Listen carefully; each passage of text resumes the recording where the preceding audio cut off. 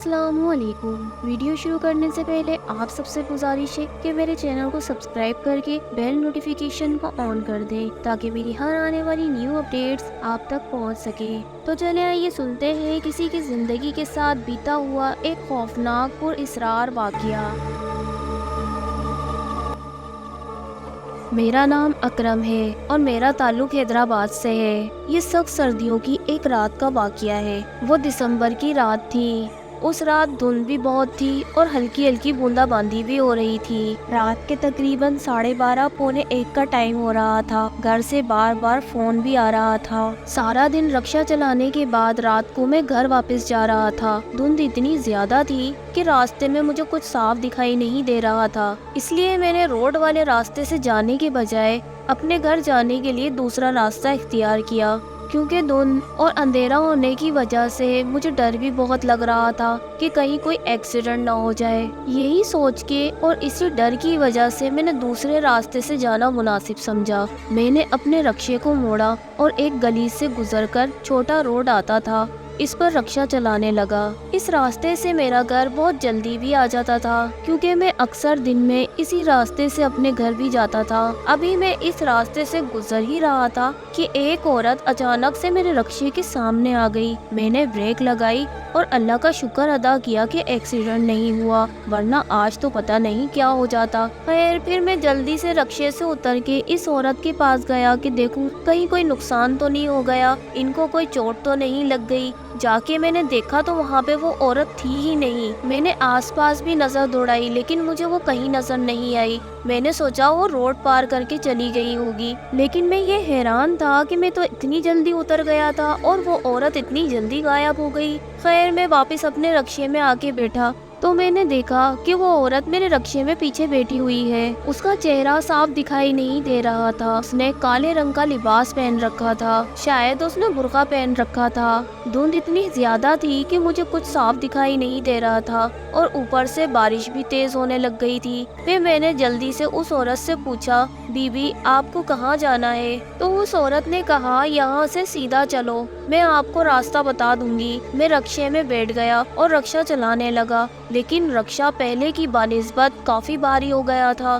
اور چلانا مشکل ہو رہا تھا۔ بار بار رکشا اسٹارٹ کرنا پڑ رہا تھا۔ کچھ راستہ طے کرنے کے بعد اس عورت نے ایک چوڑی سی گلی کی طرف مڑنے کا اشارہ کیا۔ میں نے رکشے کو وہاں پر موڑ دیا، لیکن رکشا کافی سلو چل رہا تھا۔ مجھے لگا کہ رکشے میں کوئی خرابی ہو رہی ہے۔ اسی گلی کے بیچ میں مجھے ایک مکینک کی دکان نظر آئی۔ میں نے سوچا کہ میں ابھی رکشا صحیح کروا لیتا ہوں اور دیکھ لیتا ہوں کہ اس میں کیا خرابی ہے، ایسا نہ ہو کہ یہ بیچ راستے میں خراب ہو جائے۔ یہی سوچ کے میں نے اس دکان پر رکشا روک دیا۔ جیسے ہی رکشا رکا تو اس عورت نے مجھ سے پوچھا کہ کیوں رکشا روکا ہے؟ میں نے اس عورت سے کہا کہ مجھے رکشے میں کوئی خرابی نظر آ رہی ہے، بس تھوڑا سا چیک کروا لوں پھر میں چلتا ہوں، زیادہ دیر نہیں لگے گی، بس 2 منٹ آپ کو ویٹ کرنا ہوگا، یہ ابھی صحیح ہو جائے گا۔ یہ کہہ کے میں مکینک کی دکان پر چلا گیا اور میں نے کہا کہ بھائی رکشا بہت بھاری ہو رہا ہے، چلا نہیں پا رہا ہوں، بار بار رک رہا ہے، آپ میرے رکشے کو چیک کر لیں، سواری بھی میرے رکشے میں بیٹھی ہوئی ہے، ذرا جلدی سے چیک کر کے بتا دیں۔ تو ان میں سے ایک آدمی اٹھا اور رکشے کی طرف بڑھ گیا۔ اس آدمی نے رکشے کو اسٹارٹ کیا اور چلا کے دھکا دے کے دیکھنے لگا اور مجھ سے کہنے لگا کہ رکشا تو بالکل ٹھیک ہے۔ اس مکینک کے کہنے پر میں نے بھی رکشا اسٹارٹ کیا، رکشا تو اسٹارٹ ہو گیا۔ پھر میں نے اس سے کہا کہ رکشا تو میں بھی اسٹارٹ کر رہا تھا، تبھی تو یہاں تک پہنچا ہوں، لیکن یہ چل نہیں پا رہا، بار بار بند ہو جاتا ہے۔ جب میں رکشا چلاتا ہوں تو ایسا لگتا ہے جیسے کوئی بھاری وزن میں نے اس کے رکشے کے اندر رکھ دیا ہے، لیکن یہ صرف ایک باجی ہی تو میرے رکشے میں بیٹھی ہے اور زیادہ سواری بھی نہیں ہے میرے رکشے میں۔ اس آدمی نے میری طرف دیکھا اور پھر پیچھے دیکھنے لگا اور پھر میری طرف اس نے دیکھا۔ میں نے کہا، بھائی کیا ہو گیا ہے، پیچھے کیا دیکھ رہے ہو؟ آپ باجی سے پوچھ لو کہ یہ رکشا بار بار بند ہو جاتا ہے۔ اس آدمی نے مجھے دیکھا اور کہنے لگا کہ اچھا رکو، میں کوئی حل نکالتا ہوں۔ میں رکشے میں بیٹھ کے اس کا انتظار کرنے لگا۔ وہ فوراً ہی آ گیا، لیکن اس کے ہاتھ میں ایک جلتی ہوئی لکڑی تھی اور ان کے ساتھ ایک بابا جی تھے۔ وہ کچھ پڑھتے ہوئے میری طرف بڑھ رہے تھے۔ میں حیرت میں تھا کہ آخر یہ کیا ماجرا ہے کہ مکینک مکینک کے ہاتھ میں تیز جلتی ہوئی لکڑی ہے اور دوسری طرف بابا جی کے ہاتھ میں تسبیح ہے اور وہ پڑھتے ہوئے میری طرف بڑھ رہے ہیں۔ میں نے کہا پتہ نہیں کیا مسئلہ ہو گیا ہے، یہ اس طرح سے میرے پاس کیوں آ رہے ہیں؟ میرے تو کچھ بھی سمجھ میں نہیں آ رہا تھا۔ جیسے ہی وہ دونوں میرے پاس آئے تو رکشا بہت زور زور سے ہلنے لگا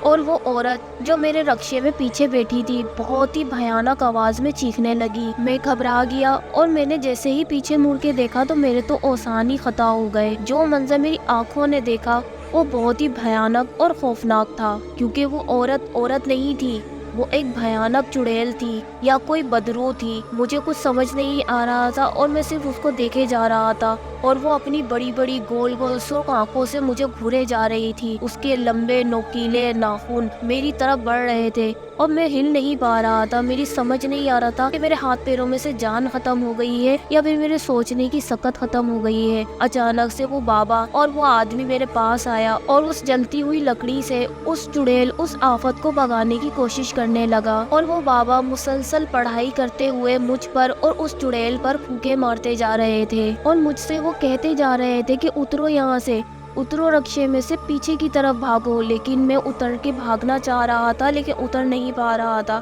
ایسا لگ رہا تھا جیسے میرے ہاتھ پیروں میں جان ہی نہیں ہو۔ پھر ان بابا نے میرے گلے میں تعویذ ڈالا تو مجھے ہوش آیا اور میں رکشے سے جلدی سے اتر گیا۔ پھر بابا نے ہاتھ پکڑ کے مجھے اپنے پیچھے کر لیا اور بابا مسلسل اس چڑیل کو بھگانے کی ناکام کوشش کیے جا رہے تھے اور پڑھائی کرتے ہوئے اس کے اوپر پھونکے مارتے جا رہے تھے، جبکہ وہ آدمی مسلسل اس کو آگ دکھائے جا رہا تھا۔ وہ بہت ہی خوفناک آوازیں نکال رہی تھی۔ میرا رکشا پورا ایسے ہل رہا تھا کہ جیسے کوئی اس کو پکڑ کے طاقتور چیز ہلا رہی ہو۔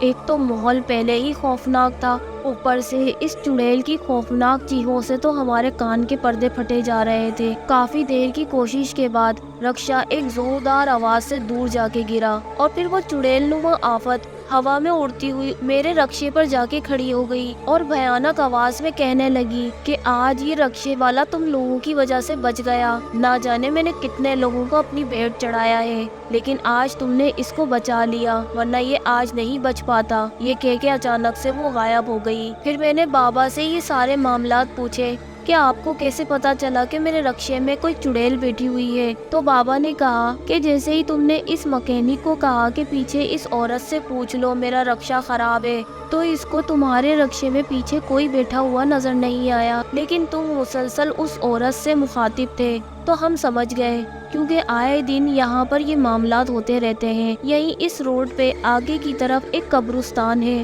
یہاں آئے دن ایسے معاملات ہوتے رہتے ہیں اور ہمیں پتہ ہے کہ ان معاملات سے کس طرح سے نپٹا جاتا ہے۔ بیٹا، میں نے بہت سارے لوگوں کو اس چڑیل آفت سے بچایا ہے، لیکن احتیاط رکھنا، آئندہ اس راستے سے اتنی رات کو مت گزرنا، اور اگر تمہیں کسی مجبوری میں گزرنا ہی پڑے تو قرآنی آیات کا حصار باندھ کے گزرنا۔ باقی اللہ بہت بڑا ہے اور سب کو بچانے والی ذات وہی ہے۔ میں ان بابا اور اس مکینک کا شکریہ ادا کر کے گھر آ گیا۔ اس واقعے کے بعد میں کافی احتیاط برتنے لگا ہوں اور جب بھی کبھی ایسے راستوں سے گزرنا ہوتا ہے، کیونکہ ہمارا کام ہی ایسا ہے، تو میں آیت الکرسی کا حصار باندھ کے وہاں سے نکلتا ہوں، اور ان بابا کا دیا ہوا تعویذ میں نے آج تک پہنا ہوا ہے۔ تو پیارے ویورز، یہ تھی کسی کی زندگی کے ساتھ بیتا ہوا ایک خوفناک پر اسرار سچا واقعہ۔ یقیناً آپ کو پسند آیا ہوگا۔ اگر آپ کو میری اسٹوریز پسند آتی ہیں تو میری ویڈیوز کو لائک، شیئر اور سبسکرائب ضرور کر دیا کریں، اس سے ہماری حوصلہ افزائی ہوتی ہے۔